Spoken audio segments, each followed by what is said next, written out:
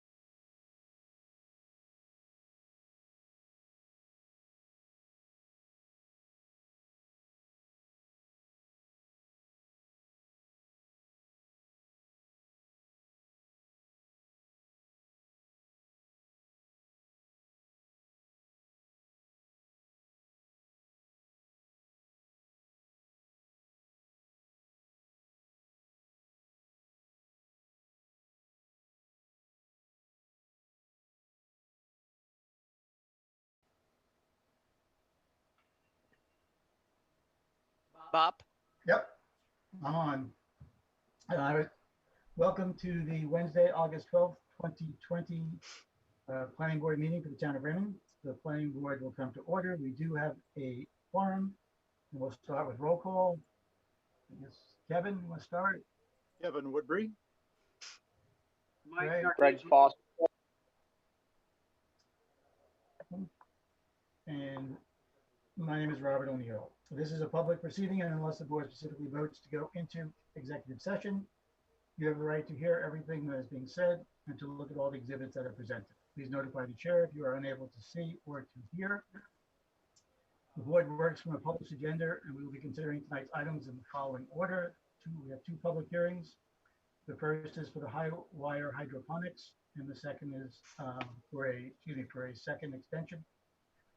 The second public hearing is the applicant is Jeffrey Buckley for a back driveway.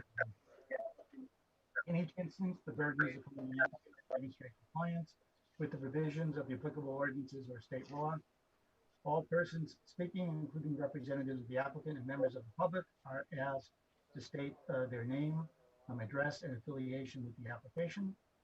After the board votes on the merits of each application, it will prepare a written notice of decision, because the notice of decision may substantially affect any appeals rights, and also as a matter of courtesy, the board asks that those attending the meeting with regard to a specific application not leave until the board has completed its discussion.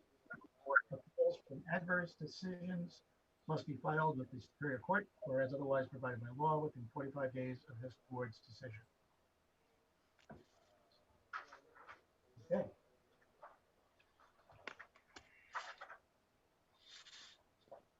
Okay. So first up is the high wire hydroponics request for second extension for approval. Jim, do you want to start this off? Okay. This came to the board back in 2017, the first time. Y'all can hear me? Yeah, you're a little low, but yes.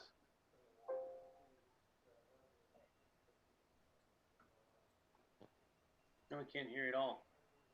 Hear me now? Yep. You're good, Jim. All right. This came to the board back in July. It was last approved. The first approval, sorry, was in July 2017 for the hydroponics facility located off of Murray Drive. When that came through the board, there were a number of conditions as it related to Murray Drive, along with the hydroponics building itself. Back to you in 2019 for an extension, which was granted at that time. We are now back in 2020 looking for another extension. And basically, I think with my discussion with some of the board, we had this on for June, but I don't believe we got enough, we didn't get the public notices out in time, so it kind of got deferred to this meeting. But at that meeting, we had a brief discussion about it, and I think one of the things the board wanted to hear from the applicant is what are their plans for getting this started, or even better, getting it completed. We've had, one 2-term approval and then a second 1-year approval. my suggestion would be to hear from the applicant, see what their plans are as far as construction start and completion. And if amenable, then I would recommend that we grant another. I mean, it's been a strange spring. Obviously, people getting in touch with the town has been somewhat limited due to the coronavirus and shutdown. And I don't know if that plagued them or not, but it's obviously a condition that's just plagued everybody in the construction world. So with that, I think I will leave it with the applicant to just give us an update of where they are and what they want. Ed, can you hear us? You've joined. I'll, 1 second, Rick. Ed, make sure. we all set? 1 second. Okay, it's there. Okay, Ed. All right. Yes, Rick, go ahead. Okay, through the chair. Thank you, Jim, for the intro. Rick Light with Light Environmental Design, and down in your left-hand corner is Adam Nappy from Highwire Hydroponics. I'm just going to say, we appreciate the board's taking this under consideration. I'm going to let Adam talk about the specifics, but essentially, you know, they were going to open, they got the approval, as Jim mentioned, and it's hard to believe, 2017, July, hard to believe it's been that long, had the 1-year extension a year ago, which we appreciate. And because the state, one of the reasons, because the state has not completed their recreational cannabis, recreational marijuana laws, there's an inability to move forward with a project if it's uncertain how that's going to work out. And I think that plays a part into it with the intent of doing that. So I think they're kind of on the fence as to what to do. Securing an additional extension would give them time to sort things out financially. We have to come up with a bond. They have to come up with a bond for the Murray Drive improvements as part of the conditional approvals, and work that out as well. So I think those all play into, you know, the desire for an extension to let them sort of sort this out and figure out the next steps to move towards construction if the state's environment with the cannabis and marijuana is going to, you know, play into their hands at this point. And it, you know, may or may not, depending on the final rulemaking. But Adam, do you want to speak specifically to the? Yeah, you hit it. Yeah. You hit it right on the head there. Back in 2017 or whatever, there was a downturn in the industry, and we actually didn't know if building a new building would be a smart plan, if you will. And then with the state of Maine dragging their feet with the approval on recreational cannabis in our industry for, you know, we sell the equipment for that.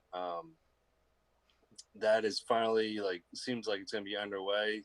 You know, this year I've heard there's been some permits going out, and we've had an uptick in our growth in the Highwire Hydroponics. So we kind of want to just get one more extension here, figure out what we need to do, if it's going to be a really, really good play to build a, you know, almost a nearly $1 million building.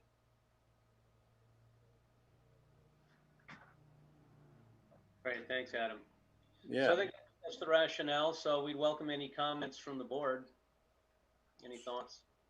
Okay, to start with, this is a public hearing. Is anybody here that specifically wants to talk to this project? Everybody is either. Okay, then I shall close the public hearing. So, Mary, hold on a second. Mary, did anybody call in at all? I've heard or I've seen nothing. I've heard nothing. Okay, because the number is up on the stream, so they could call Oh. in if they needed to. oh, Yep. thank you, Kevin. Not a thing. Okay, so we will keep the public hearing open for a little while then, in case somebody does call in. In the meantime, I guess for Rick and Alan, just a question now. Are you basically saying that the requirement for the extension is based upon the state's or delays in their cannabis rulings? Or are we saying that the delay is because you're not sure of what the economic feasibility is of building to begin with? The delay that we had in the beginning was a downturn in the industry because we had thought that the permitting for recreational was going to go through, and we had a lot of you know, at that point we did have an uptick prior to the thought of building a building, I should say, or building a bigger building.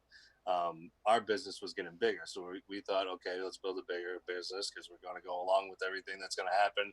And then the state of Maine, of course, dragged their feet for a little while. And now we're at the point of where we need to make that decision, being that the state of Maine has issued some permitting, and now, it's time to play, I guess, if you will. Okay, does the board have any questions? So we're looking for an extension to January 12th, 2021, right? Well, I think that's an open discussion, and I know last meeting when we discussed that, I think Bruce and maybe there was one other that kind of wanted to see if it made sense to extend that out to a full year. I had just suggested 6 months just to get the permit started, and then we can kind of evaluate where they are once they get started.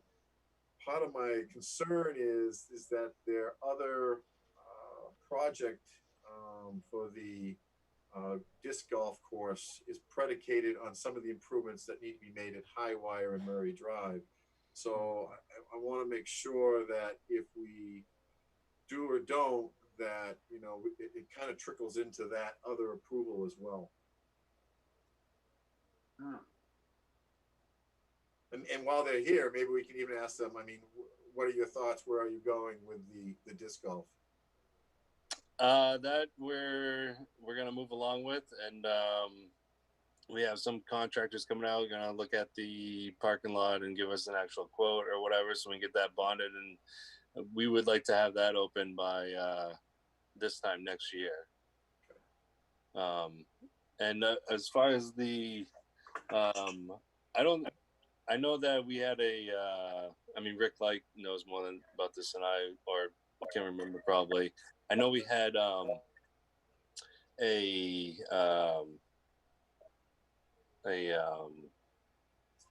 50-foot buffer or whatever for Sideshow that was on that piece of property for Highwire. As far as the improvements for Murray Drive, if I remember correctly, the only thing that we had to do was improve for Sideshow was the like the 100 feet up near where the Sideshow was going to be, where the parking lot was going to be. Right. That deeded buffer was been reported and it's been created. Is it me or am I? No, Rick, your audio is not coming through. Here now. No. No.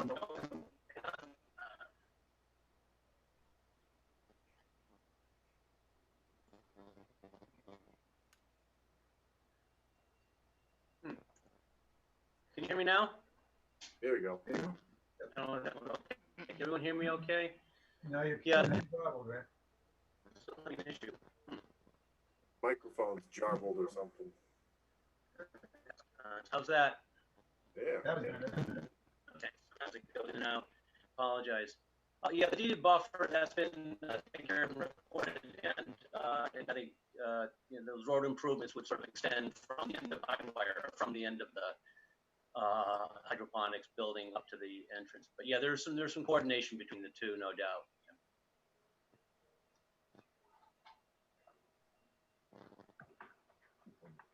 So again, it's up to the board what they wish to do.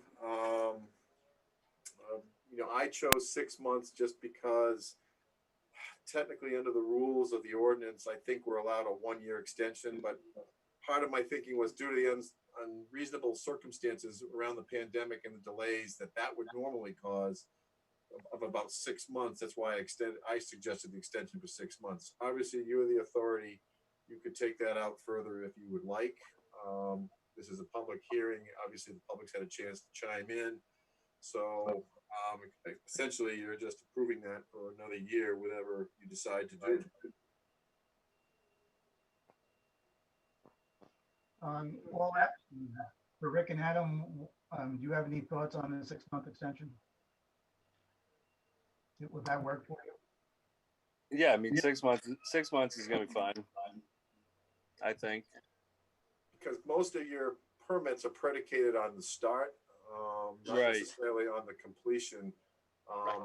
And that one, you didn't have any DEP permits with this one. It was the Sideshow Golf Course that had the DEP permit, correct?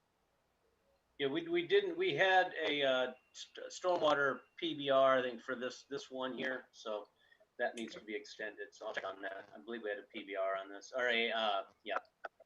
Was the PBR? I thought the PBR was for the Sideshow. Yeah, that's that one, and this one here, I think we had a permit, I'll check on that. Okay, I guess with any motion you make, planning board members, I would just make sure that in addition to whatever you decide for terms of the extension, that include providing updated documents to DEP permits. Jim, I lost you on the last part. Includes any document? Yeah, I would just say that any motion you make as far as the date that you extend this to, that with that motion you include that they must provide evidence that the DEP permits are up to date. Okay.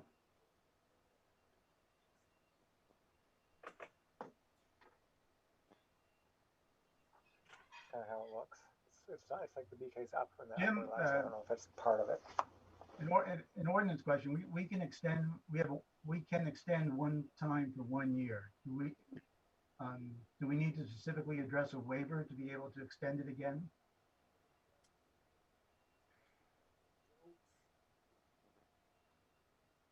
Don't necessarily think so. I mean, there's one or two ways you could handle this. Technically, I mean, the submission would have been exactly the same. Basically reapprove it, or you can approve it with an extension. I think we're splitting hairs to a certain degree. I would agree. Essentially, held a public hearing, you could reapprove it, and it would be, we wouldn't request anything different with any new application. So you could reapprove it, or you can approve it with an extension. Like,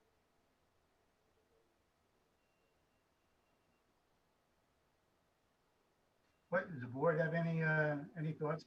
I'm just thinking is that we've done our one extension. It's really been the first time that this has come up under the new ordinances. It might not be the best precedent to go around the ordinance the very first time it comes up for consideration.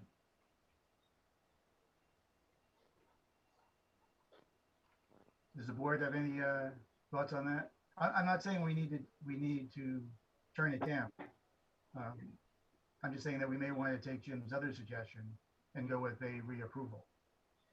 I mean, one of the reasons that we put this ordinance in place was to capture any changes that would occur between the time that a project is approved and the years that go by before the project is actually started. And as far as I know, and Jim, correct me if I'm wrong, as far as I know, there's been no real ordinance changes that would affect this project. So I would lean more towards doing a reapproval of the project based on the initial submission, due to the fact that there have been no ordinance changes, than going around the ordinance on our first time with another extension. going forward, Bob, that may be something we might want to address, as a waiver condition going forward in ordinance changes, maybe when we have this come up. We haven't had this yet. This is the first one we've had, but maybe, we run into economic downturns and, in the pandemic, things that are out of everybody's control that do have an influence on start times of projects. Yep. So we had a waiver option in next time around on ordinance. But I think if you go with the reapproval process, then we're essentially clear. Greg? I agree with you, Robert. I think it's best to go for reapproval. If we extend it 6 months and they are obligated to start around January, they may not get much done until, a couple months into spring. So it will still be difficult for them to complete. This way that takes some of the time pressure off, and essentially going to be the same project anyway, I believe. Right. Kevin, your thoughts?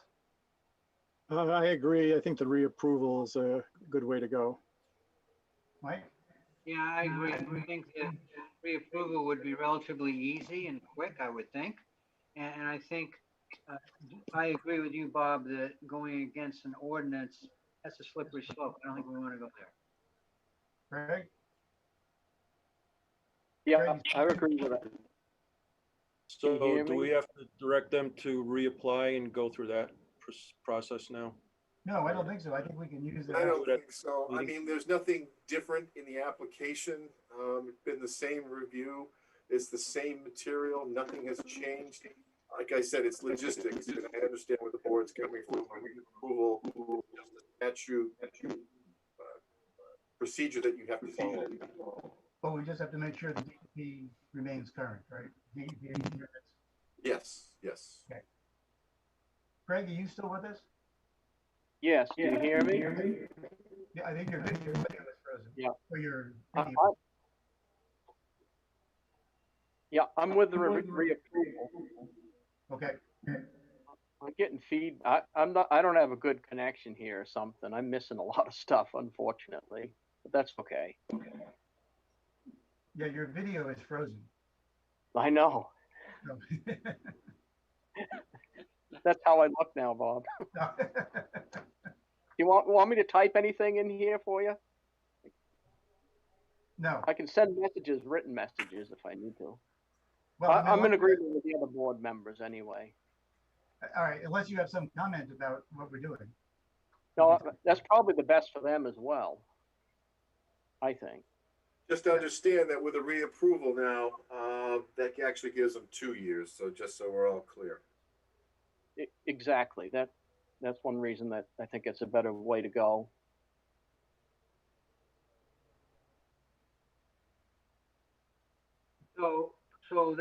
So what happens, what needs to happen within 2 years? They need to reapply? No, they need to start within 2 years to keep the permit, to keep the approval valid. Yeah, that seems like a good result. Okay. Somebody, Rick and Adam, are you okay going that way? Yes, we're fine with that. Thank you. Thank you. Okay. Yes, thank you. Okay, then I will say, I will just make a motion that we reapprove the high wire hydroponics expansion application with the condition that all the DEP permits are maintained up to date and any other conditions that existed on the original approval. Second. All those in favor? Aye. Aye. Aye. Aye. Motion passes. Great. Thank you very much. Thank you. That's so we don't have to see you again in 6 months. Fair enough. Thanks, Adam. Thank you guys. I appreciate everything. All right. All right, we'll close the public hearing on the high wire hydroponics, and we will move to Jeffrey Buckley's application for backlot driveway waiver.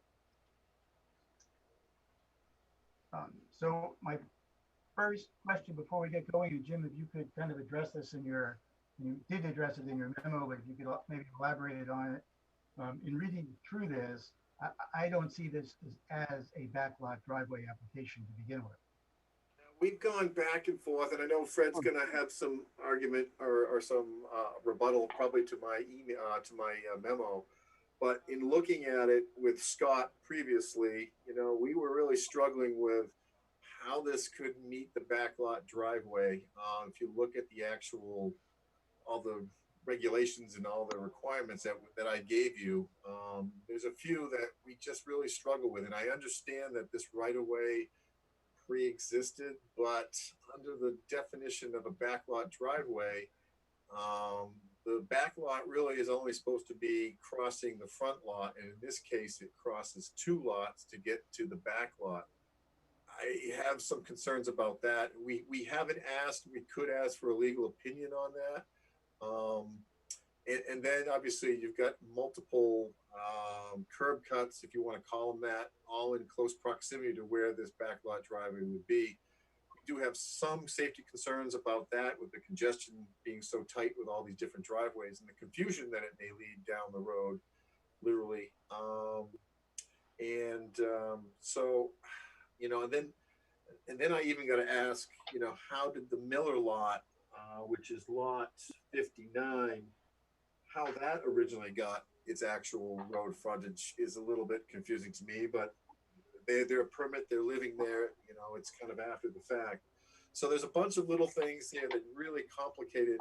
And I guess my feeling would be is I think Scott and I were on the bubble with this, and I think Alex and I are in the same situation where because there's so many unique things with this one and things that we don't quite feel or meet the definition, that it probably should go to you, the planning board. We always have that authority as a staff review, and backlot driveways are typically staff review. We feel that this one should go to you. And if that's the case, we send it to you. Then it probably should be for a private road, because based on the lots served, the private road standards for 4 lots or less are essentially the same as a backlot driveway. So to me, it should be coming to you as a private road. I would agree. So before we kind of go down this, can I just get something, feelings from the board on this? Whether or not. I guess I'd like some clarification on planning board waivers.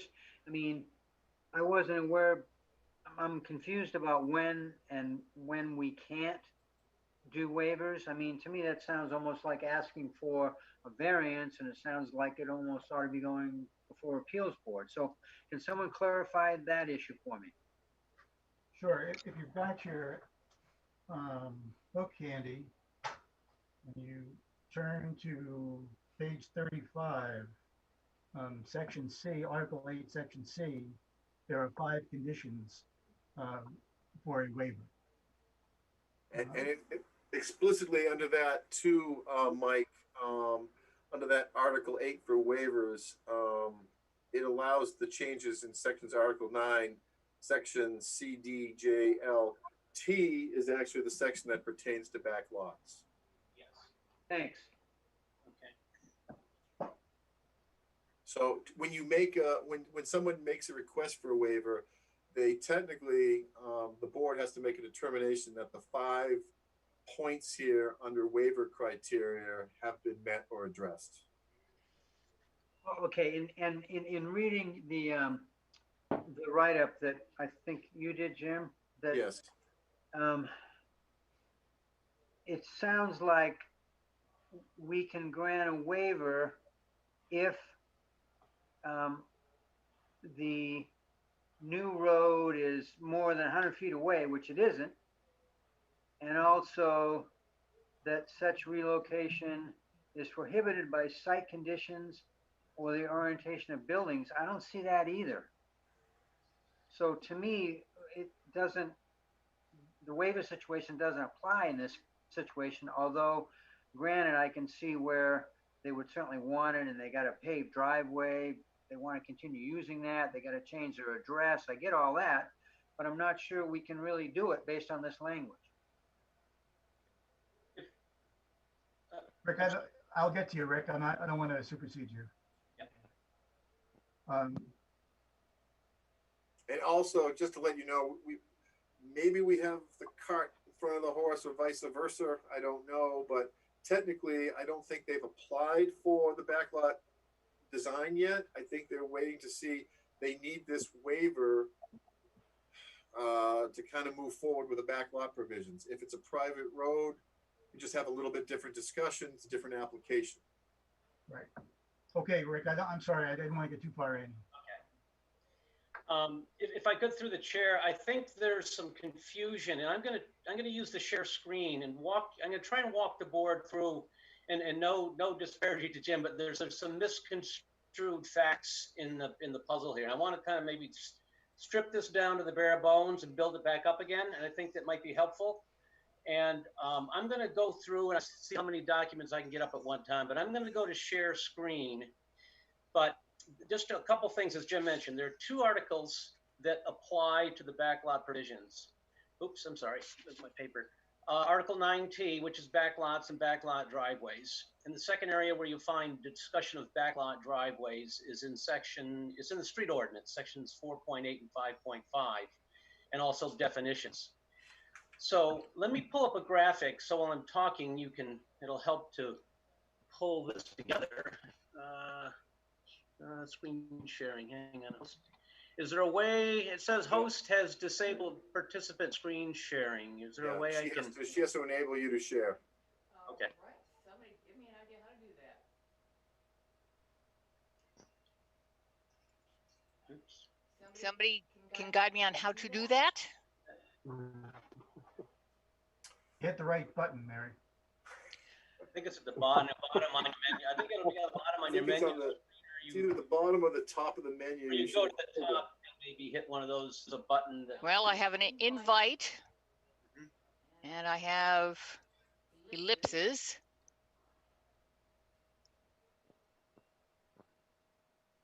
Which are going to help me there. You should have 3 dots, I think, at the top. And Yep. I think if you click on that, it gives you the ability to share files. Well, that's mine at the bottom. I have 3 at the bottom. Enable waiting. Rick, are you trying to share something that we already have in our packets? It is, but also I think some graphics in front would be effective. It'd be a lot of help, I think, to identify the various lots as I walk through this. Wait a We have minute. the packet in front of us. If not, we can. All right, I found screen share.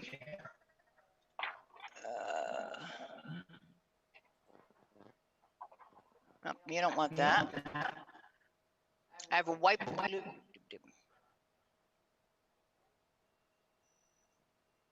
Hang on a second, I may be able to find it.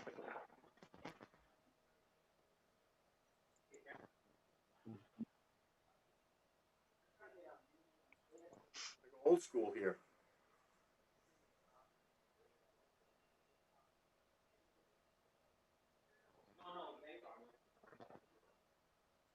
They have to allow you to something on the top of the screen? No, it's at the bottom.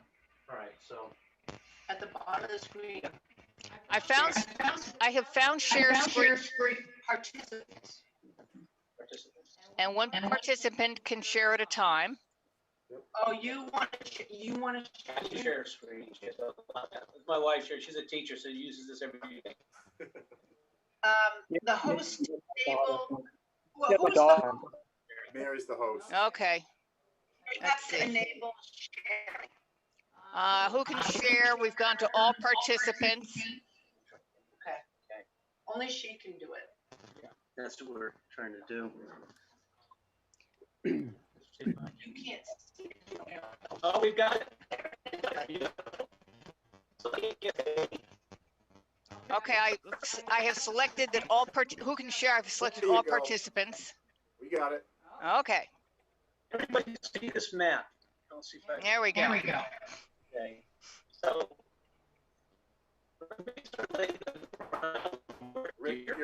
Rick, your microphone is leaving out again. Okay, hang on a second. Technology. It might be just the distance you're from the speaker. I don't know. Yeah, could be. I'll put it up again.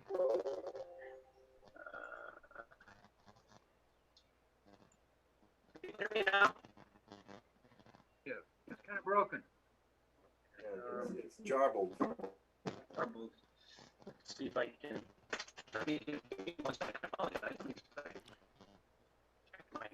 Try turning the mic down a little bit and then speak closer to the mic. Mic down. Does that help? Yeah, there we go. Okay.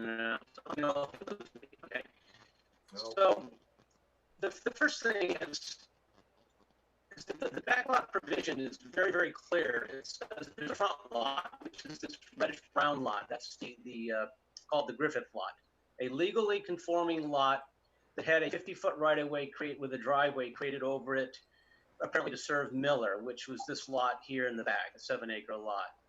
This is the front lot, by definition, which allows a private drive and right-of-way to go over that without diminishing it from its lot area or frontage. In other words, this is a 2-acre lot. The 50-foot right-of-way is included within the area as per the backlot provisions. Frontage is 235 feet. You can include 50 feet within the frontage. So it's a legally conforming lot in every way, shape, or form, as far as we know. The lot, is the front lot, is being used for that lot service Can you hear me still? It's bad again. Oh, jeez, hang on a sec. Don't know what it is. You try the volume on the microphone up, maybe? Does that help?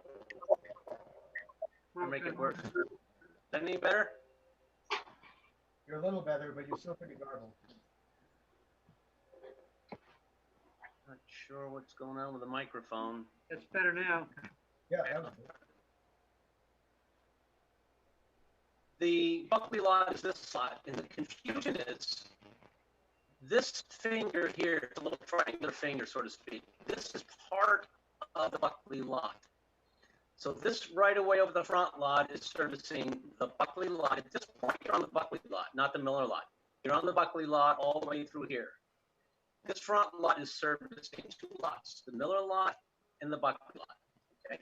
What we've done and proposed in discussion with Jim and former CEO is to take this 50 foot, it's not actually 50 foot right away, it's a triangular trapezoid piece, is to create 50 foot right away that has the requisite 30 foot turnaround easement. And there's a sliver in here, if I blow this up.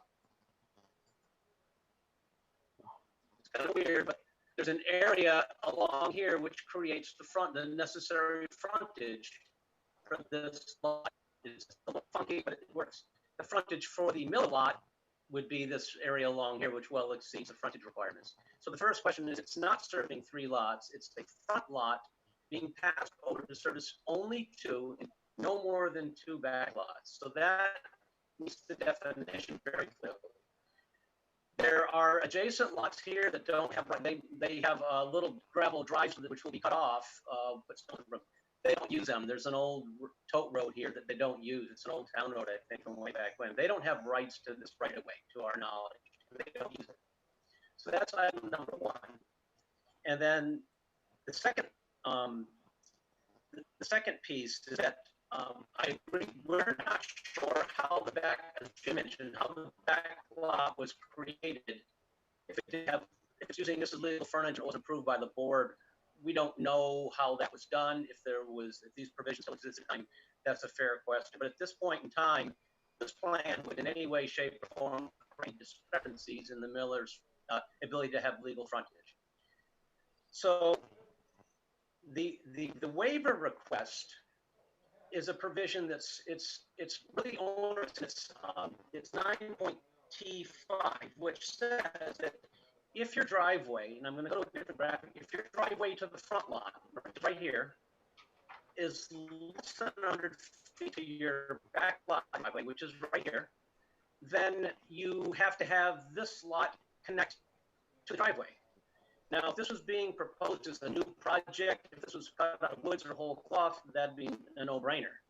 But let me go to another graphic. This is our backlot driveway already in existence to Miller and now to Buckley to be created. And this is the beautiful Griffith driveway to their house and dwelling with a T911 postal address, etc. And they've got a little connection through here. For them to discontinue their driveway, change their address, change their E911, connect to this driveway, it's just never going to happen. It's just not in a real world. Putting the ordinance aside, it's just not realistic, only because it's 50 feet away. Now, the question I would ask is, and there's another driveway, Fire Road 184-1, I think it is, up here for that other house called Pettis. Yes, the driveways are relatively close together. Is there a safety issue? To our knowledge, there's been no safety issues reported by the use of these driveways. Adding one more house, I don't think would constitute safety hazard. The board has to obviously debate that. But, and there's an adequate sight distance in both directions. So from that perspective, that's why we're asking for the waiver. The Section 9T backlot provisions includes a provision that for this, if this can't be met, if the board thinks that these conditions are onerous or based on the site, the board can in fact grant a waiver. So there are provisions to grant a waiver within the ordinance. Okay. The difference with a private street is, and to be clear, Jim was correct up front, obviously, that under the provisions, this private back access, the private backlot provision is a driveway, is defined differently within this ordinance than a private street. And they're similar, private street requires planning board review. Private street is a couple of feet wider, which you don't think you need. The backlot private drive can be reviewed by the CEO unless they render it to go to the planning board if they feel it's too complex. And so we thought, as Jim mentioned, we come to the board to ask about this waiver first to see what the board's flavor is on the waiver. And again, I'm seeing this as if I lived in this house and someone told me I had to get rid of my driveway in 20 years and move over here, I tell them, take a hike. I mean, it's just not practical. So if the board feels comfortable that the waiver provisions allow them, we've met the standards to make this waiver, that we have this driveway less than 100 feet away, there's no safety issues, then we would go on and prepare that, complete our application to the code officer. And if they want to render that to the planning board, they have the discretional authority to do so. So the private standards can serve 2 or more lots, to be clear. I think it's 2 to 4. A back lot serves up to 2 lots, no more than 2 lots, and we are meeting that requirement. So that's the essence of the ordinance requirements, and why this one item is the only item that we're asking the board at this point. And again, I think it's up to the board and Jim and the code officer if they feel this whole application should come to the board. You have the authority to do that. We think it can be reviewed. It's a classic backlot driveway. We've got a plan that will show the grading, the drainage, the erosion control, and meeting the stormwater 50-foot points. We think we can meet all that with our application. Pretty straightforward. So that's the essence of it. And as far as shows, this is the plan, the right-of-way plan that shows a little more clearly the existing right-of-way here on the front lot. Rick, those aren't coming up. We're still on the first plan. Oh, I'm sorry. I gotta close them out. My apologies. Gotta close them out. Okay. All right. Stop. The shared screen is stopped.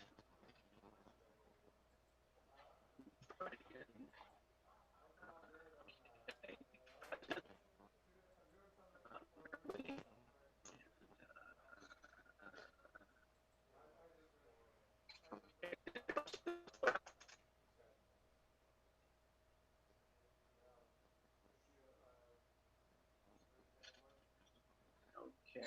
Has everyone seen that photograph? No. Can you hear me?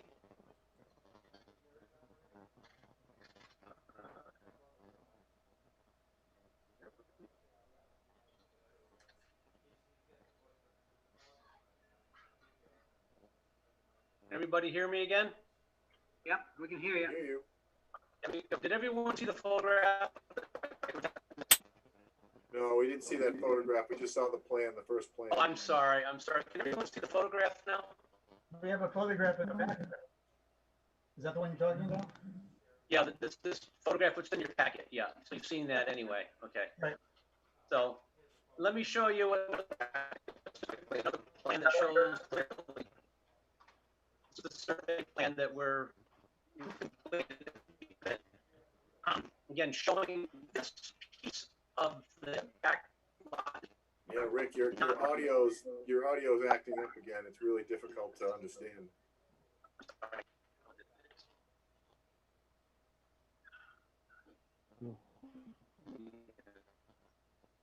Any better?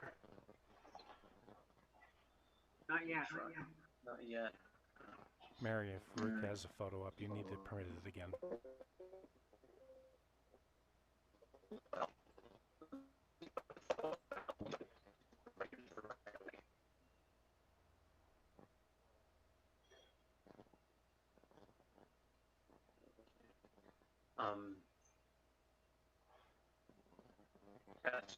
Can you hear me now? No. I don't know what's going on. Any better? That was. You can hear me now? Yeah, we are. I apologize for this system here. How you Okay. doing? He starts out great, and then it just kind of goes back to. I don't. Yeah. Anyway, this is the right-of-way plan that shows the proposed right-of-way within the lot of Buckley. So there, 1 lot, 2 lot being serviced over the front lot. So I think if the board can understand that, I think hopefully that simplifies. And so the plans that we developed would show the right of way come in, a new road. This is just a driveway, a new roadway, standards, 12 feet, colors, drainage, grading, erosion control, utilities coming in. That would be the proposal into the developed lot, which is here. The lot and the house would go back in here. Yeah, we don't have that graphic up. Okay.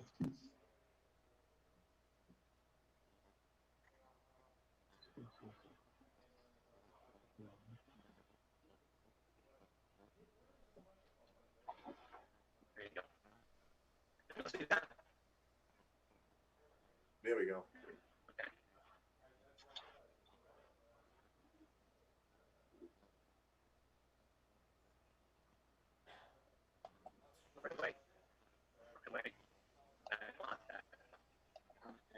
So, if you can hear me now, those are sort of the key points. I think that Audio's no good.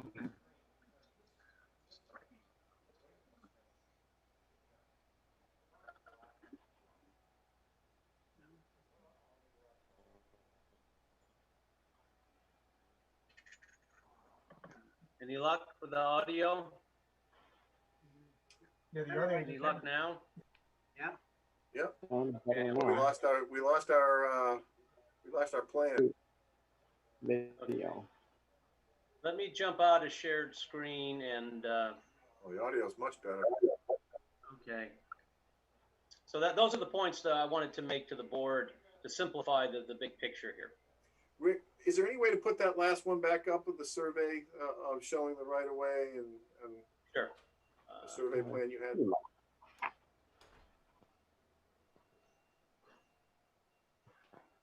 That's the right of way goes. Can everyone see that? No. Not yet.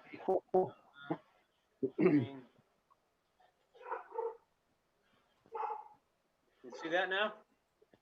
Not yet. It's on share screen, unless I'm locked out again.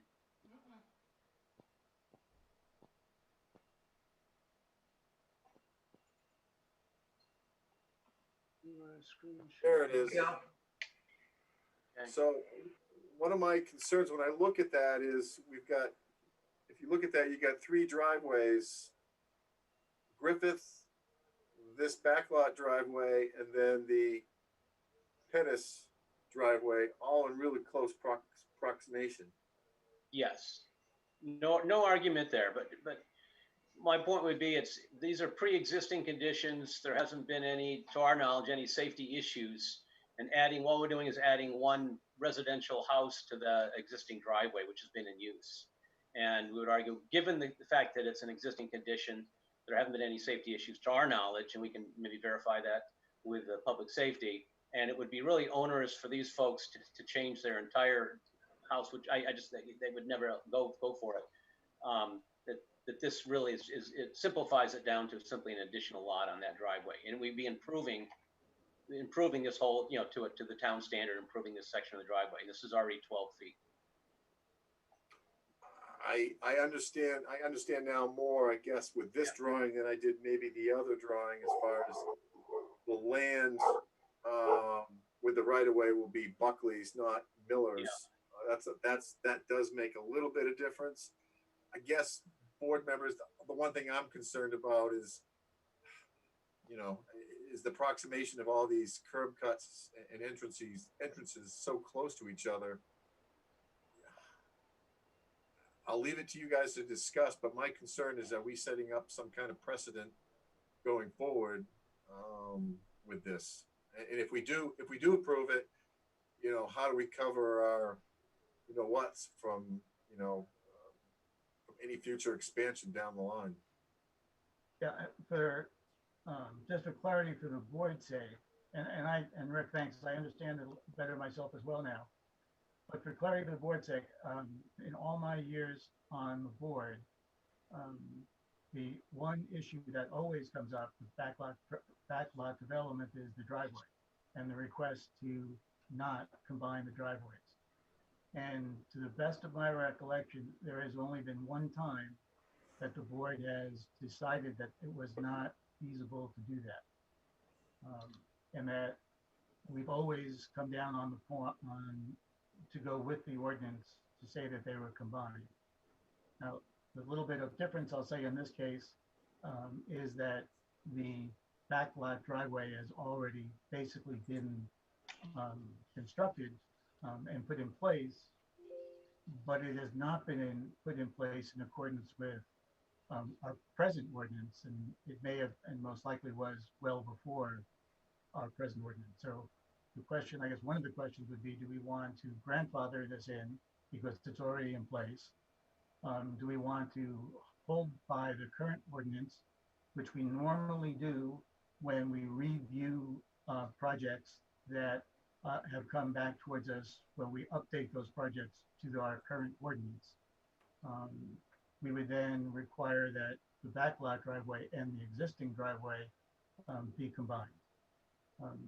And then the third thing would be that if in fact we do that, we want to allow both to sit as they are, if we can find justification within our 5 points of the waiver to grant that waiver. So I think those are the considerations you should be thinking about at this point. One more thing, Mary, is there anyone on the phone for the public hearing? I guess I'll officially open the public hearing. Anybody that wants to talk, please call in. I have nothing so far. Okay. Thanks, Mary. And just for board, I'll let you close the public meeting, sorry. Yep, thanks, Ray. Unless you'd like to speak. Yeah, the other thing too is the Levitt property, to the top of that page has a backlot driveway, and I believe it doesn't show on that drawing, obviously. And then I believe the property at the bottom of the page, the tax maps refer to it as Stagecoach Drive or Lane, which serves another lot over there. I don't know if that's actually correct or not in the field, but it at least shows that way on the tax maps. So we've got a lot of, we've got a lot of land up here, which we're kind of getting back to your favorite point, Bob. We're kind of landlocking it all in. We really don't have a lot of connectivity to some of these as well. That said, this horse may have left the barn. I'm going to leave that public hearing open for this discussion as we continue, if, just in case there is somebody that wants to call in. Does anybody still need to see this file map here? No. Okay, I guess we can, Rick, you can, unless you wanted to reference it again, yep, we can go back to our regular screen.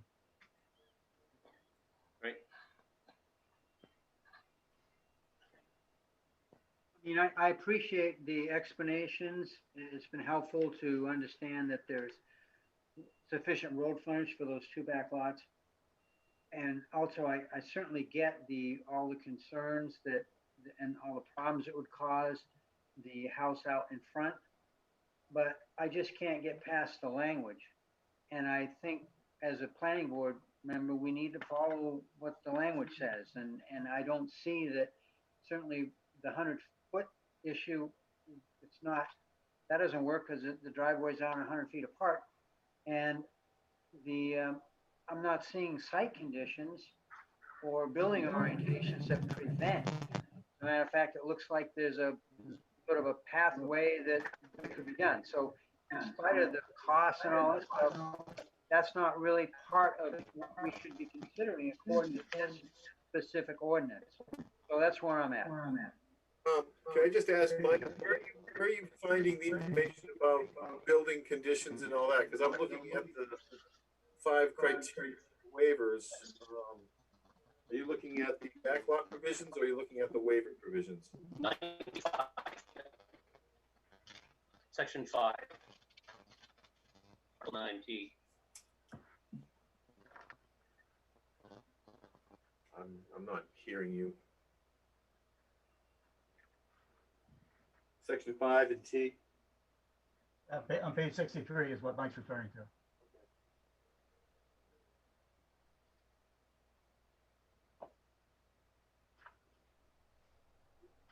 I guess the only thing I would say to that is if there are site conditions, that are established that may prohibit that. I guess the question is, do you feel that one more house lot,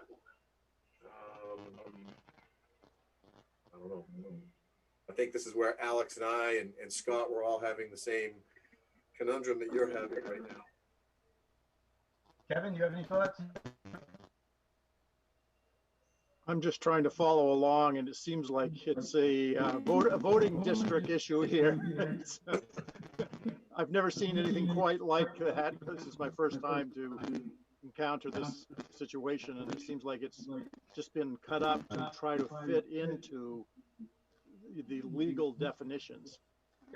Am I not following that, or? No, I think you're following. You know, and I guess the question I would have is, given all these curb cuts and entry points, you got,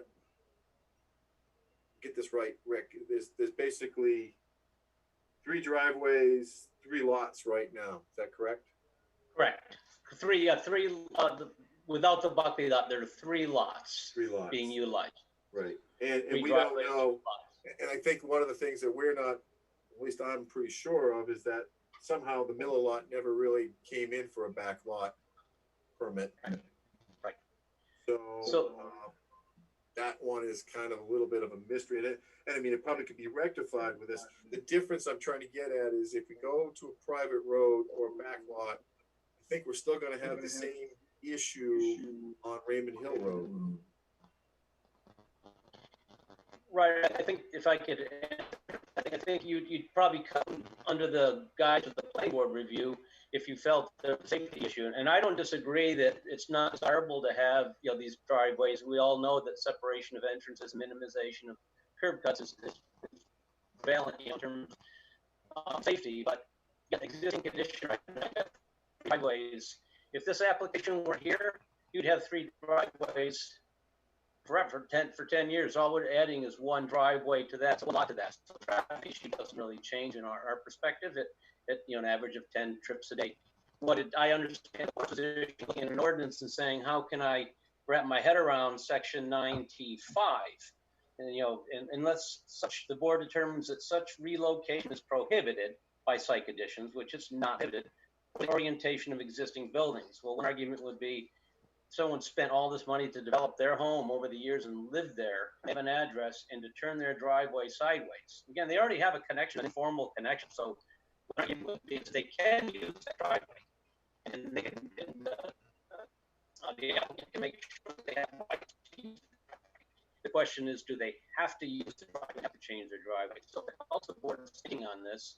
I think we could add a provision there that makes sure that there are rights granted to the front lot utilize that driveway as a second driveway. So they have either option. They may choose, you know, to regulate traffic, but not to require them to spend $20,000 to dismantle their existing driveway and culvert and change their address. And you know how changing address is with someone's life. It's a life-changing event to change your address when you live somewhere, and that's what would effectively happen. So I think it's sort of a hardship situation. Otherwise, this lot is undevelopable out back. Yeah, I just guess I'd ask the board this question. If Miller didn't exist now, I mean, as a backlot driveway, would we, as a town or as a board, would we have approved Miller's backlot driveway? Yeah, I would say no. Yeah.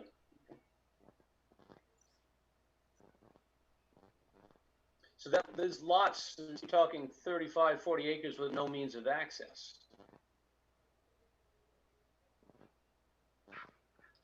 They're basically undevelopable lots. Well, they're developable. You just have to combine all of the lots into a single driveway. But they certainly are developable.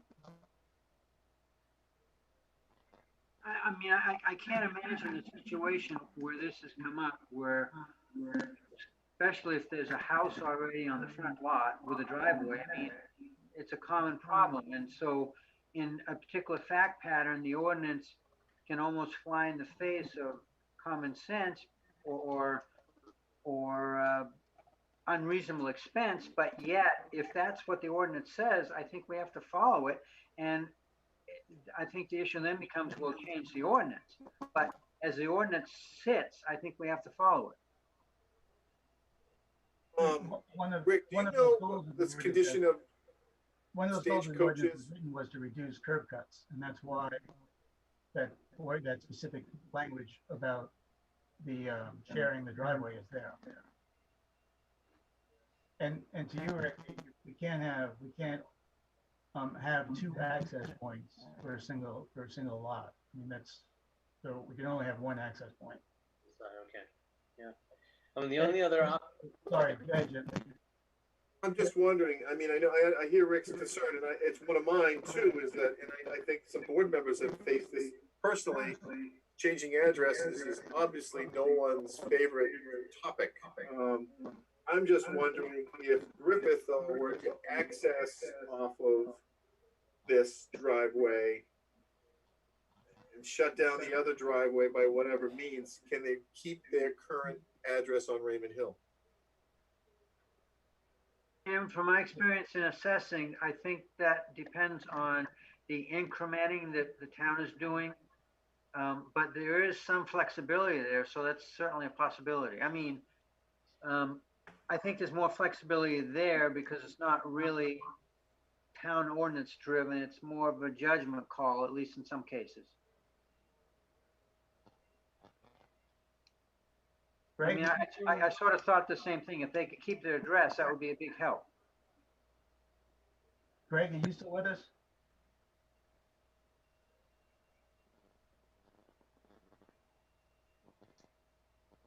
I guess not. I have a question for Rick. Has the client asked Griffith or Bettis if they would be amenable to going laterally into your driveway and eliminating their front? It's a good idea. I mean, it's not that big of a project. Maybe they would be happy to keep a area of lawn on their house as opposed to paved. Jeff, have you? Can you respond to that, Jeff? We had conversations. Doesn't how you talk with the Griffiths?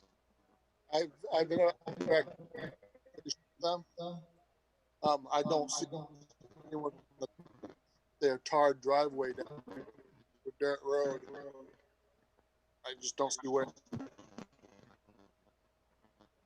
We're not getting good audio. This is better? Yeah. I have not talked to the people out front. I can't see how one cut their paved driveway off and change it to a road. I guess anyone would web.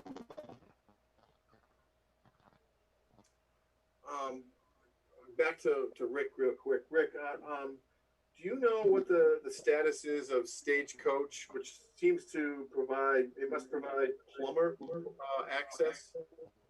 I don't know.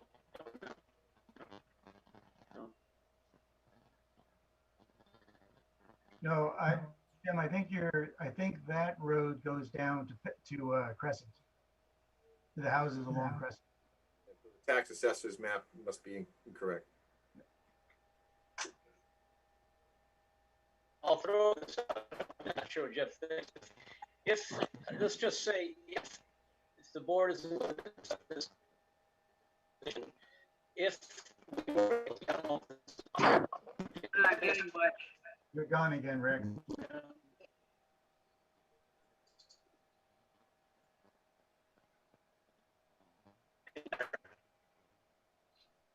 Still no good.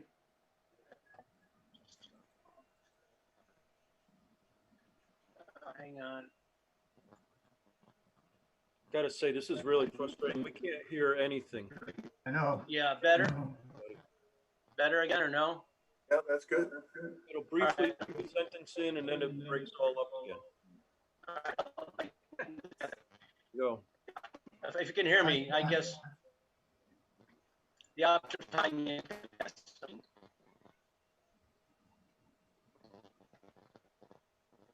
Can't understand anything. So I think our option, or we can vote on the waiver as it exists. There has been audio problems, so I'm precedent to do that. Also, we're down to the minimum quorum that's present. The other option we can have, we can table this to our next meeting, and hopefully our audio will be working, and we can address at that point. You can look into whether or not there is some way that you can indeed join those driveways by talking to, what is it, Griffith? That certainly would be helpful for the board to know officially where their stand is. Those are like probably two of our options, or we can, like I said, we could just vote, and then you'd have a plan that you could move forward from this point. I guess I'll put that out to the board. Did you feel that we have enough information to vote on the waiver, yes or no, based upon everything we've heard and things that we have not heard? Kevin, I'll just start with you because you're on top. I'm kind of unsure with all the stuff that's been presented, whether or not it's within the bounds of us to grant this waiver based on the criteria. So I'm still not clear on that. Ed, where you stand, Ed? I'd like to see them reach out to the two adjacent properties and see what they think about working together to get their driveways joined and abandon the front curb cuts at their current curb cuts. Mike? I agree with that. I think that would be helpful. Yeah, I could, so Rick and Jeff, you kind of heard the view there. I think we have a vote right now. It's going to be 3-1 or 2-2, which means you would not get the waiver. I'm down, just for the record, I'm down on the side of not doing the waiver just because we've never done waivers. But we've done waivers once, but it was clearly outside of the 100-foot distance. So, whether or not, I guess I will really leave it up to you guys. If you want to vote so that you can proceed knowing how you can proceed, I will call for the vote, or I'll call for the application to be tabled. Yeah, table. Yes, Yeah, I got you to request it. Can you hear me now? No. No, not really. You keep breaking up. Use the chat. Chat. You see chat, request a table. All right. So, and Mr. Chair, if I can, I think the other thing, it may be worthwhile to have a conversation with assessing at the town to see if there's a way that we can get the access off this combined access point and keep the existing Raymond Hill addresses. Yep. And I guess we could go one step further if you wanted to. It would be probably helpful to do some sort of our site distance survey to see that the site distance is, for all of those access points for the 40-mile-an-hour speed limit is. I'm pretty sure it is, but I'm not positive of that. Yeah, Mary.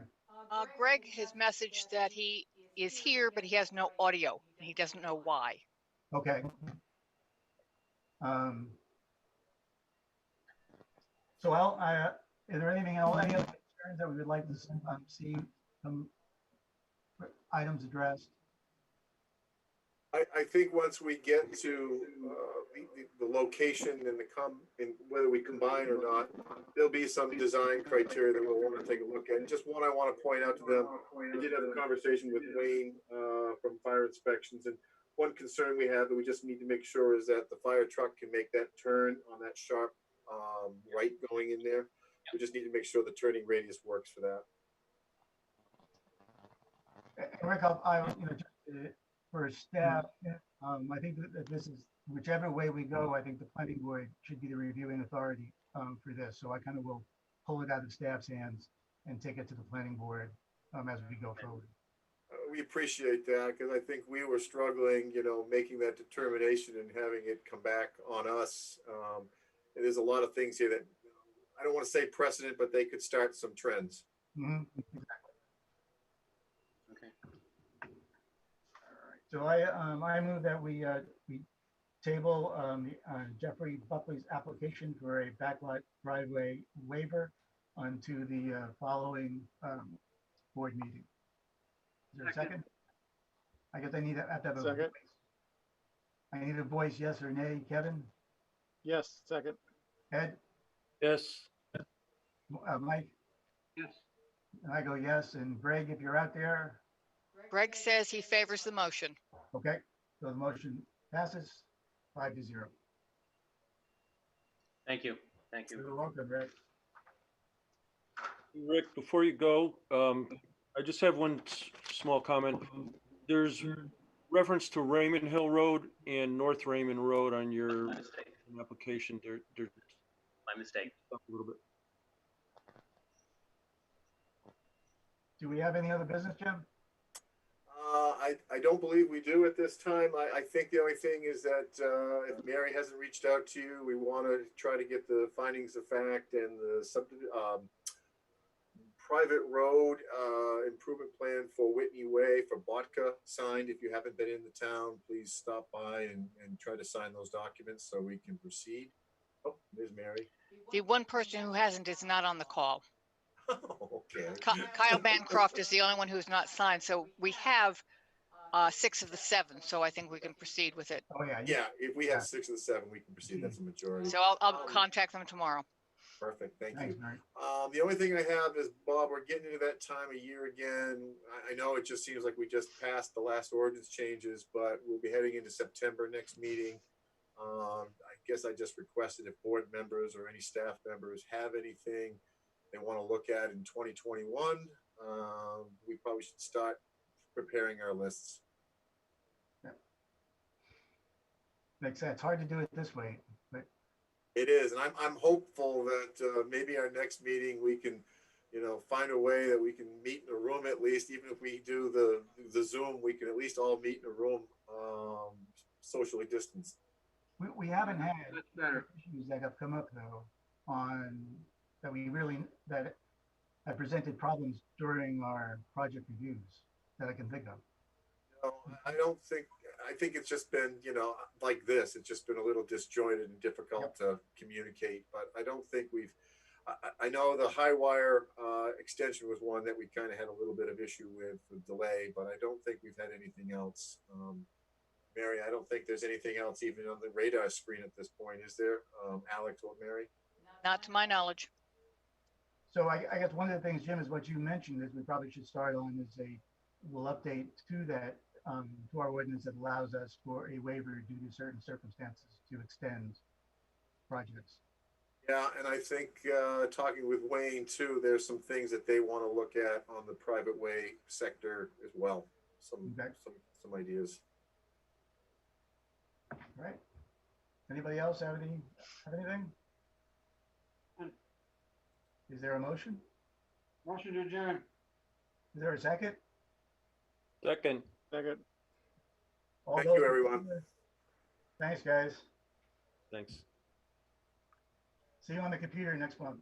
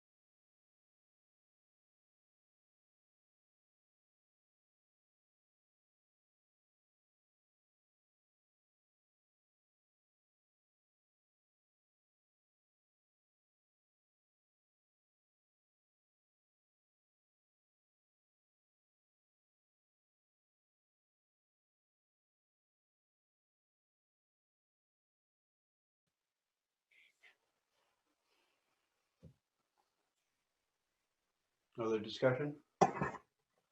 All those in favor? Opposed?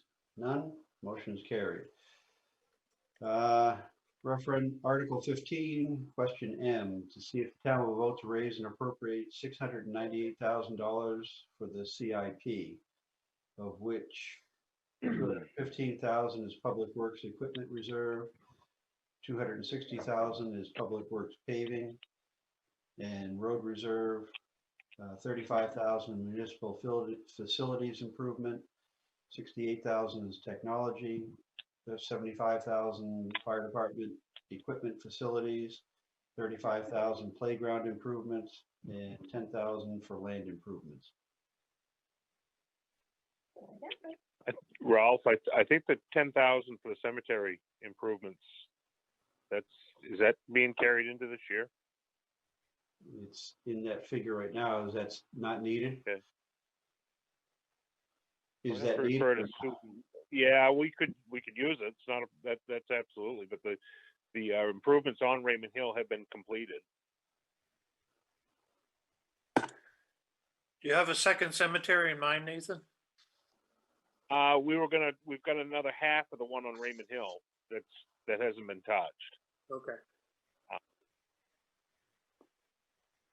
You guys asked for the 10. This. You look right there. Yes. Well, I'm sorry. Bill Blood came out and told me something, so I was away. Distracted. The $10,000 in the CIP for the cemeteries, Sue, is that for maintenance or is that for the upgrades? I think that was upgrade. Okay. Oh, that's right. We get survey too, don't we? Yeah. Yeah.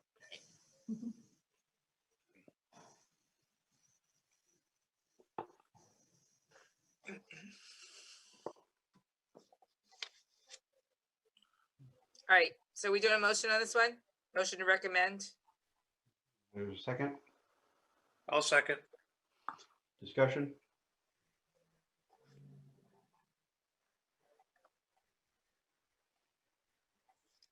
Okay, all those in favor?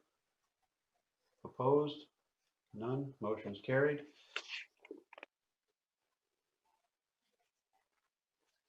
Article 16, referendum question N, to see whether the town will vote to carry forward any existing fund balances in the capital improvement program accounts, the healthcare reimbursement accounts, the RSU withdrawal, legal, election, and employee compensation accounts.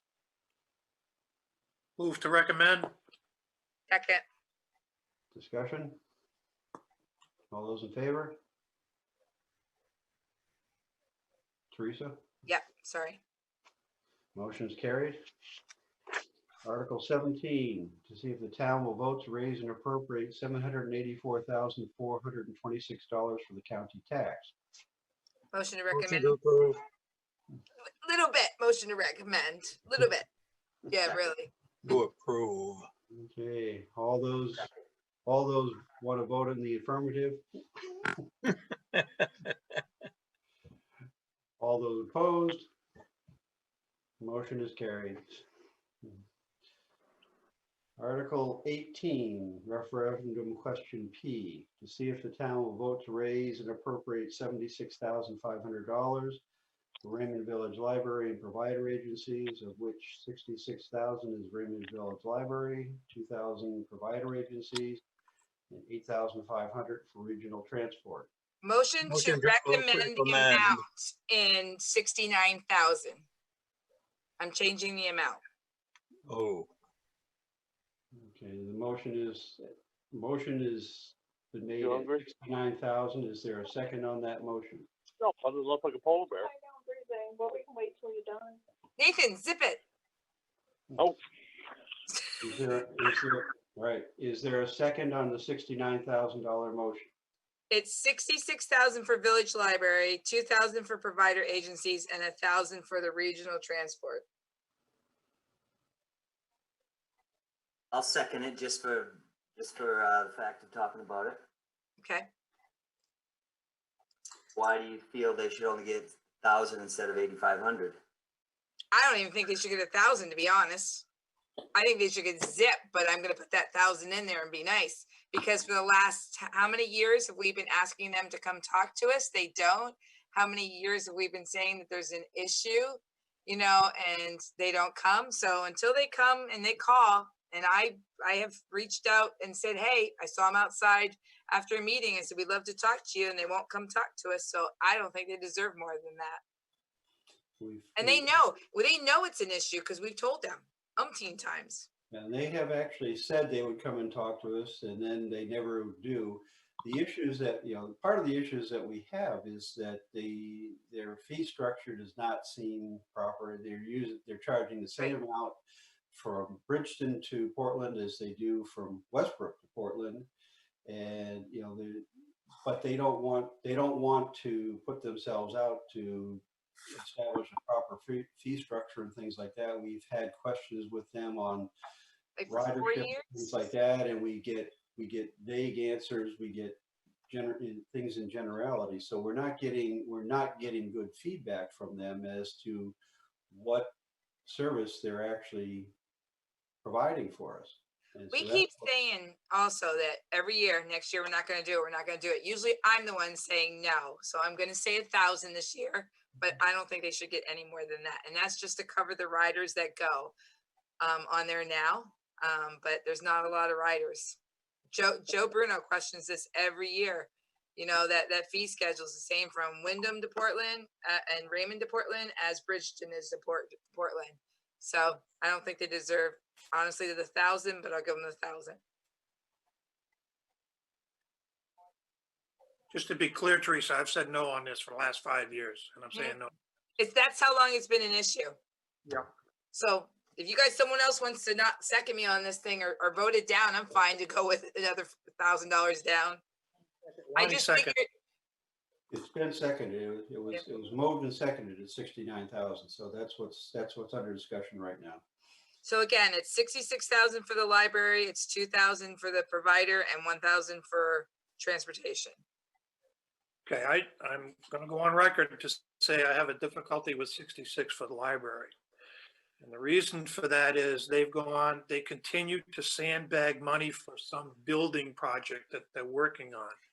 I don't think anybody's ever seen any plans. I know I haven't. And I know a couple people in this neighborhood over here that have stopped donating because they're not increasing their programming. They're increasing their building fund. They've gone from 105 to 235,000 in the last 4 years, and yet have not enhanced any programming at the library. So I would recommend 60,000 for the library. Keep them where they are. I'm on their board and I have not seen plans yet, but they're not done finalizing them. I think it's what it is what I've been told. Yeah, and that's been going on for a while. And there's an issue in my mind that they just do not have the land over there to build. I think there's too many things going on in that land. For example, there's a pipe underneath it, and there's a sewer line, and they had trouble siting that shed, I believe. So I think that for us to continue feeding that is wrong. Well, let's do this once. Is Scott, you're still on? No. He's not? All right. I just see an S there is what it is. I'm still here. Oh, there you go. Can you answer Marshall's questions? As part as whether or not they applied for anything? No, I have not seen anything come towards my office.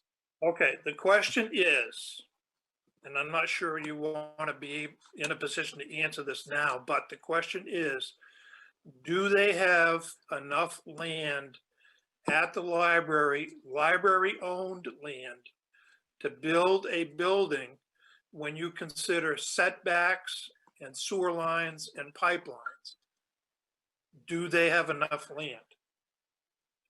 They have land. Whether or not they can expand in the way that they wish would be something that I would need to see in writing and to look at it and determine whether or not it is feasible.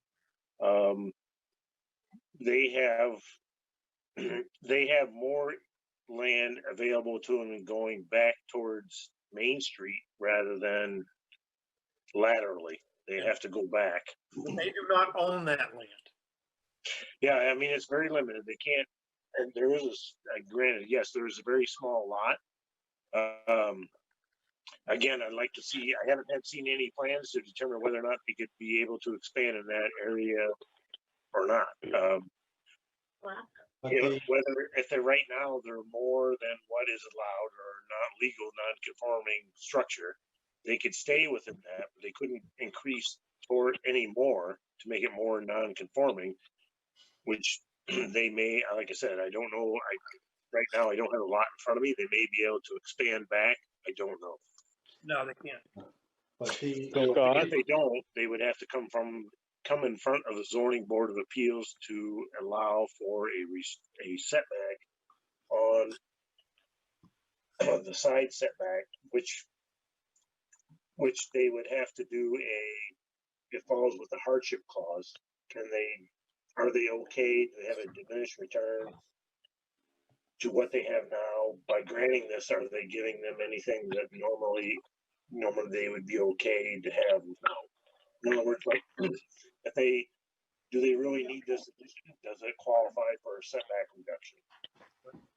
The other thing, and then I'll stop, is if they're going to collect money for the building fund, I think they should declare that rather than people donating for just general expenses, because they continue to sandbag the money. But the budget that was presented to us did not include anything for reserving for building. It was that was against operational expense. So, and that's my point exactly. They're not using the funds that they raise for expenses, as they're saying. They're sandbagging that money for building and using our money to operate the library. I don't think that's fair. And I said that last year. Well, and you know what? It's too bad that we actually don't have somebody to even answer the questions tonight. But I guess I'm looking at it as, I mean, I questioned it too. The building, as far as saying, oh my God, putting this money toward this building when they could be using possibly the community center that we're doing. But right now, we can't combine the two because we don't have the community center yet. You know, and they've got to do what's best, I guess, for them. But at this point, there has been no proposal from them for doing a building. There's discussions that they're having and things. They don't have it all together yet. They're doing some background work and things like that, but there is no proposal for an expansion at this point. At the point that they do that, then they'd have to go through all the approvals and everything else. So, you know, but that's it. The budget that they presented did not reserve any. It was not reserving any for that. It wasn't taking any things out of that they had to reserve because they're anticipating holding some of that, but it was an operational budget, which I agree with. Yeah. But why are they taking funds that are donated to them and putting it in a building account? They should be using those for operating expenses. Yes, they should. Has your 69 been seconded, Teresa? Yes. Yeah. I will vote for that. I've said my piece on the library. But you know what? And then what we can do is next year we turn around and we say, okay, guess what?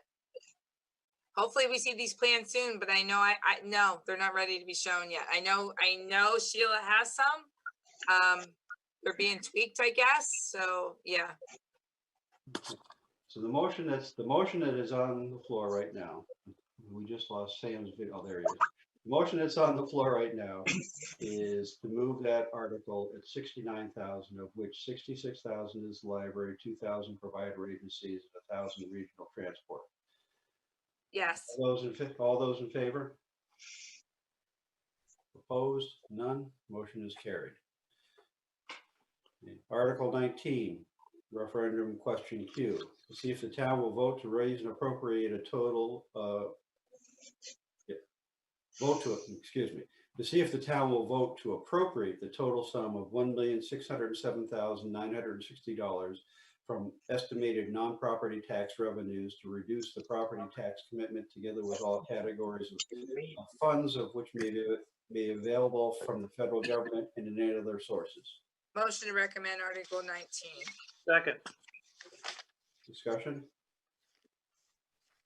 All those in favor? Opposed? None? Motion is carried.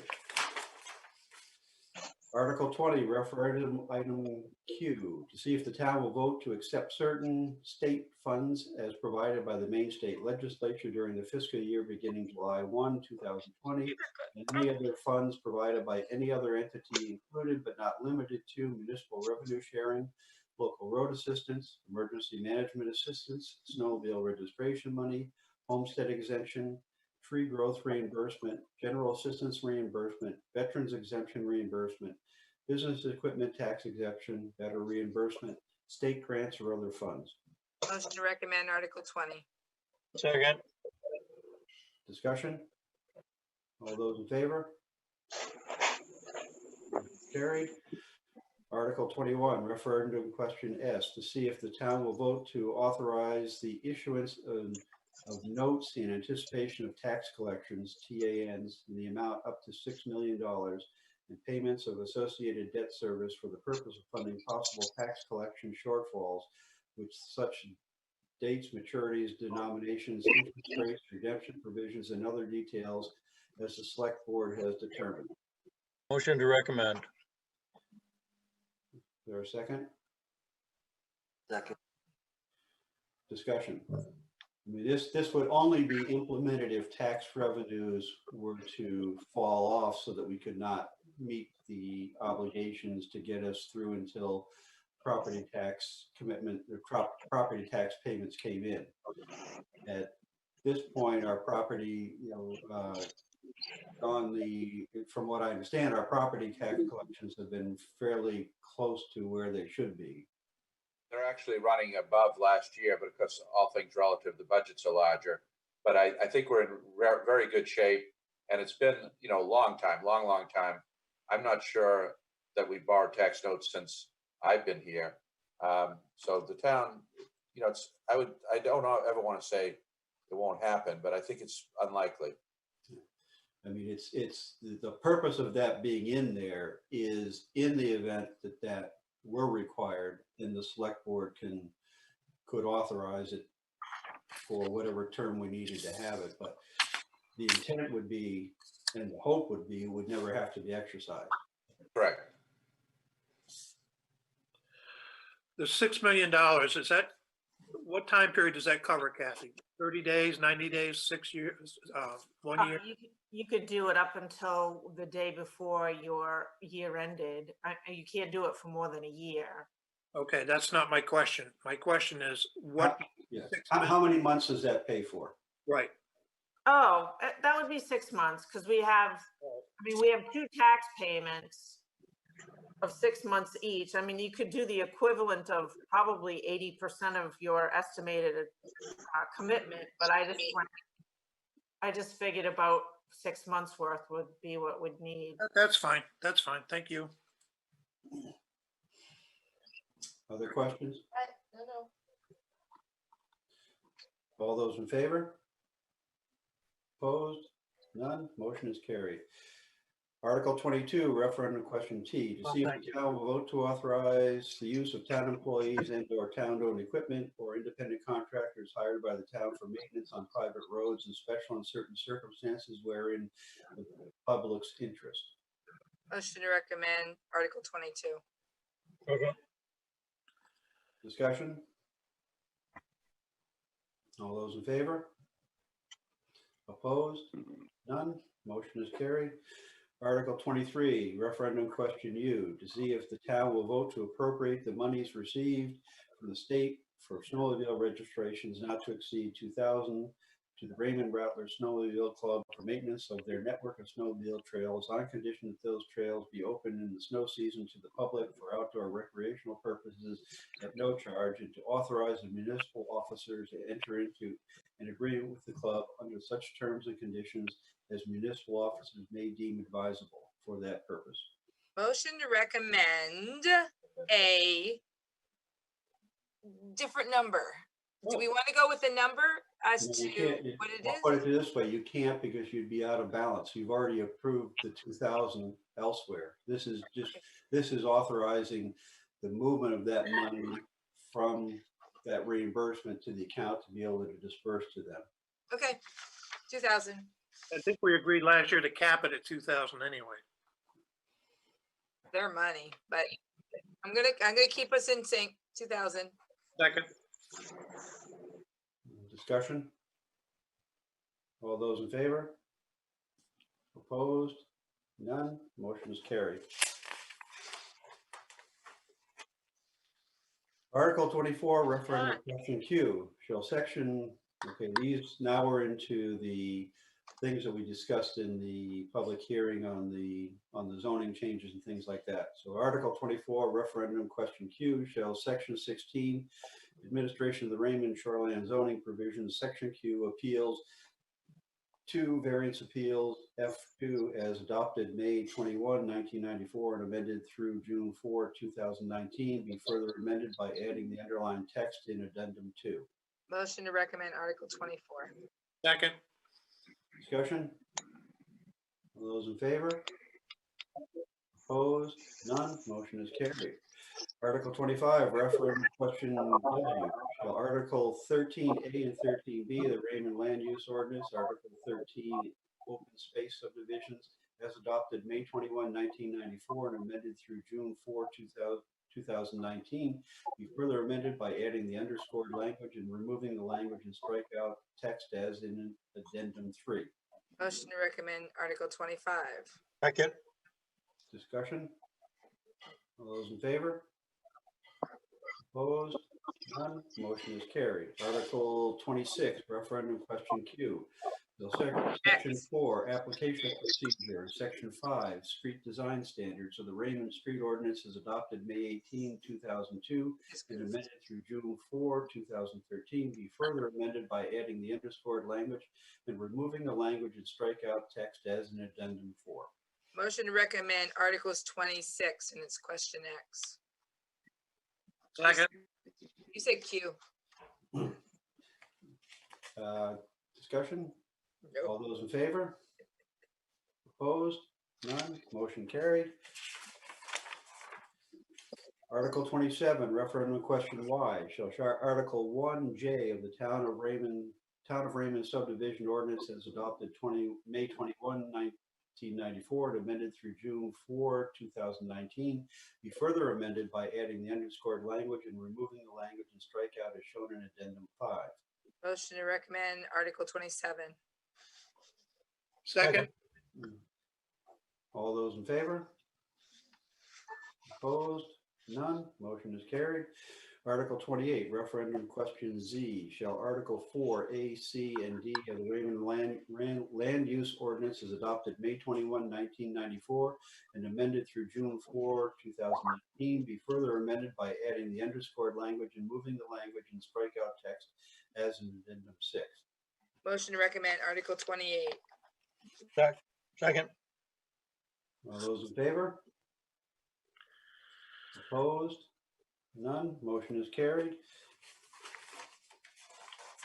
Article 29, question AA. Shall Article 12, applicability and definitions of terms used in the ordinance, the Raymond Land Use Ordinance as adopted May 21, 1994 and amended through June 4, 2019 be further amended by adding the underscored language and removing the language and strike out in text as in addendum number 7. Motion to recommend Article 29. Second. All those in favor? Opposed? None? Motion is carried. Article 30, referendum question AB. Shall Section 4, definitions of the Raymond Peddlers Ordinance as adopted May 21, 1994 and amended through June 4, 2013 be further amended by adding the underscored language and removing the language and strike out as shown in addendum 8. Motion to recommend Article 30. Second. Discussion? All those in favor? Opposed? None? Motion is carried. Article 31, referendum question AC. Shall Article 5, Section K finds the Raymond Land Use Ordinance is adopted May 21, 1994, amended through June 4, 2019, be further amended by adding the underscored language and removing the language and strikeouts text as shown in addendum number 9. Motion to recommend Article 31. Second. All those in favor?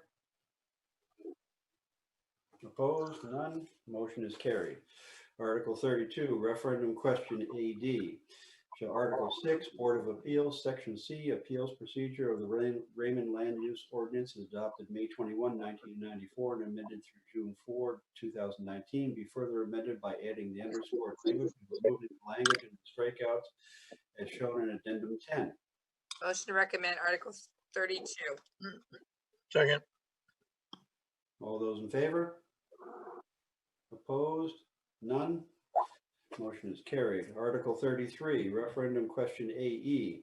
Shall Article 9, Section L finds the Raymond Land Use Ordinance is adopted May 21, 1994, and amended through June 4, 2019, be further amended by adding the underscored language and removing the language and strikeout text as shown in addendum 11. Motion to recommend Article 33. Second. Those in favor? Opposed? None. Motion is carried. Article 34, referendum question AF. Shall a new ordinance entitled the Town of Raymond Business License Ordinance be enacted? I think there's a B missing. Motion to recommend Article 34. Second. As corrected. All those in favor? Opposed? None. Motion Good is one, carried. Marshall. Okay. That's Done? No. It's all corrected. okay. Next item is consideration of new town name. Mr. Chairman, Yes. I have found that technically we are supposed to, now that you've recommended each article, that you are supposed to approve the warrant as a whole. That's why D is in there. Motion to recommend the article on whole. Second. I'm on a Zoom meeting, but it's okay. I'm muted. Why? Scott, we can hear you talking. You're not muted. He says I'm muted. Okay. So the motion is to approve the warrant as, the total warrant as presented. It's been moved. Was it seconded? No. I'll second. Second. All those in favor? Opposed? None. Motion is carried. Okay. Nathan's in the hot tub down there. Okay, new road name. Who's going to run with that? I can if you like, Dawn. It's Kayla has vetted this, made sure that it is a road name that isn't similar to anything else. It does meet the E911 addressing standards. And it's a road that's off of Mills. I'm not quite sure where. And what's the name of it? Lamson Lane. All right, I make a motion to accept the new name, road name, Lamson Lane. Second. Discussion? All those in favor? Opposed? None. Motion is carried. Item F, consideration of COVID-19 related renovation costs of the town office. Don, you're on. Yes, so I spoke with Nathan earlier by telephone and got some updated costs from what we had spoken about earlier. As is often the case with updated costs, they migrated slightly upward, Rolf. And so we solicited bids for some renovations at the town office. I'll start with the creation of a workstation between the vestibule doors. So as you come in the town office to the left, there's a bulletin board. So behind the bulletin board is a closet, a storage closet. So our proposal would be to remove the storage closet, shelving and so forth, and create a very secure workspace with what I call a banker's window. It may, and I can let Nathan speak to that, it may have migrated slightly, but as secure a window as we can to the exterior between the two doors, which would enable us to have a workstation that we could actually shut off from the rest of the town office. And so for that project, we had two local contractors. Only one was responsive. Came back with a bid initially in the $7,000 range. We then found out that the banker type window was going to be more money. And so it's a higher quality. I spoke with Nathan. I'm in agreement with Nathan. If we're going to do it, let's do it right. So that added about $1,500. So I'm saying for that station, let's go with $9,000 to give us a little bit of, leeway. It's at about 8,500, but I'd like to have a little bit of, extra money there just in case something goes wrong. So in addition to that, we have plexiglass to be installed on both counter surfaces once you come through the second door, vestibule door. So we would install that with materials that we have sourced, and then there would be aluminum tracks made by Timmins Machine in London. So you're looking at $2,000 for that. And then the final component would be some electrical work associated with all of this. That would be around $1,000. So the total budget would be about $12,000, and that hopefully will be just a bit high. So we should be under that. What's the electrical work that has to be done? Nathan? The electrical work is to put an outlet in that closet area and add technology connections for Kevin. Okay. But I think it's going to result in a very nice space should we end up in another situation like this. I mean, I don't know that it will happen tomorrow, but I don't know the way the world is that this wouldn't be something that would be, able to be utilized in the future. And it does create for any number of reasons, I suppose, should something happen in the internal office area, you'd have an office that could service the public that would be segregated from the main office by doors. So this is temporary? This is permanent? I saw the memo that went around, so. Well, everything in that memo, I would tell you, Selectman Sadak, everything is temporary. Yes, everything is temporary because that is what can be applied for. Exactly. That's why I said temporary. Yeah. It would be temporary. Yeah. Yeah. Great. And the glass, everything's temporary. And I did just quickly, I sent out a memo just before the meeting. I spoke with Bill Diamond at length last night, and he ran down the Joe Bruno, issue the other night when Joe told us about the 1.25 billion. That is true. That money is available. It's not about to be dispersed at this point, though. It's going to be, they're going to have some authority, regulatory authority around that and how they're going to disperse it, because it's intended for cities of over 500,000 population. So the mayors are not going to be able to get that. These big town mayors, if you will, in Maine aren't going to be able to get that directly because they don't come anywhere near that level of population. So they're going to have some rules specific to Maine with federal endorsement. All of our legislative delegation, I've spoken to them all, Sue, Jessica, Bill, they're all watching this track, so let us know. And we'll be on top of that. We're keeping very good records with Kathy Ricker and Nathan and Bruce and everybody who's involved in renovations, Kathy Goslin. So we'll be set in a good position to apply for any available funding. And that's a lot of money. 1.25 billion is a lot of money.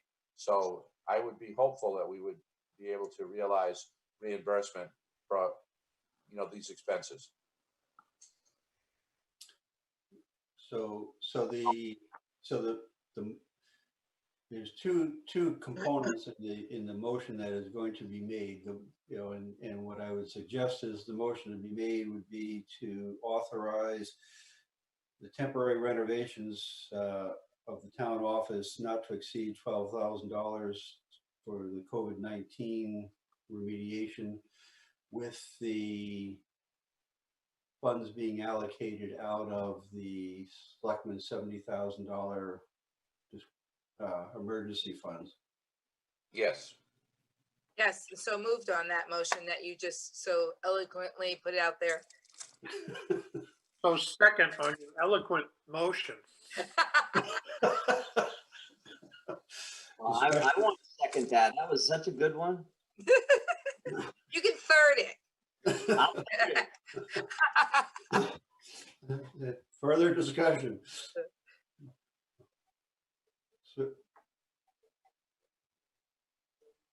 Sue, you're muted. Yes, well, I was still typing.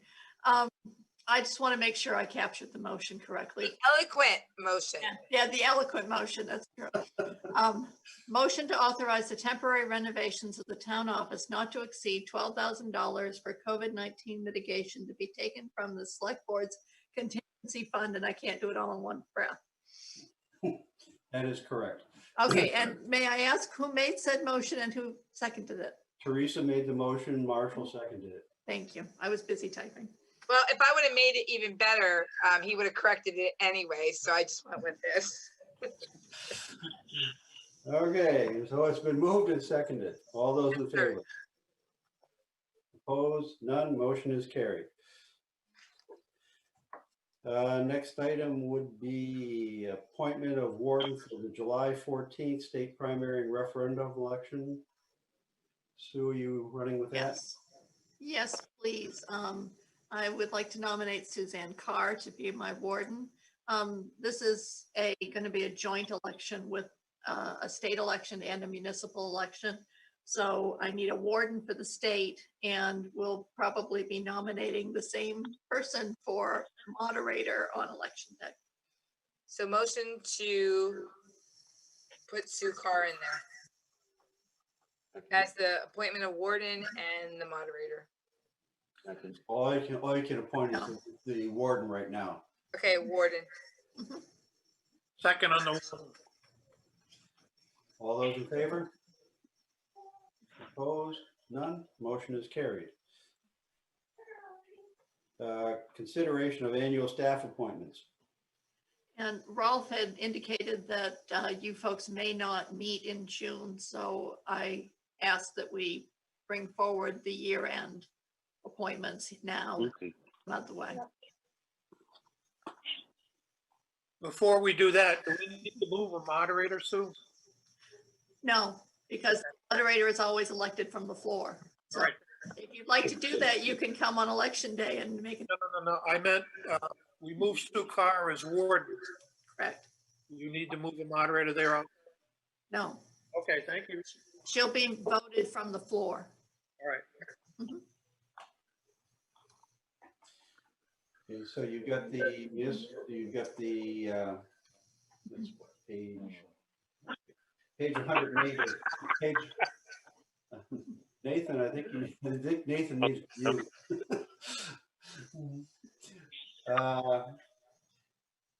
There we go.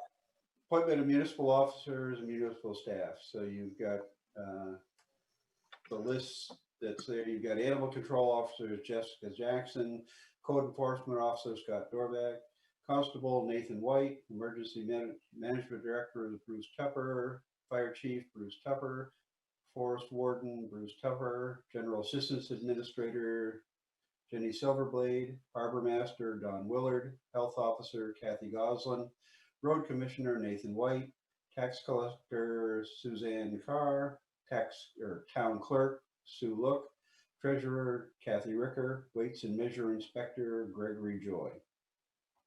Motion to accept the annual staff appointments. Second. All those in favor? Opposed? None. Motion is carried. Consideration of annual board and committee appointments. And these are the non-elected positions that are up this year. And our annual appointments, as you'll see by the term column of 1 or 3. Okay. What page are we on, please? That is page 109. Thank you. Is there a motion to move that slate as presented on? Yeah, so moved. The annual board and committee appointments. Is there a second? Second. Discussion? All those in favor? Opposed? None. Motion is carried. Fee schedule we already did.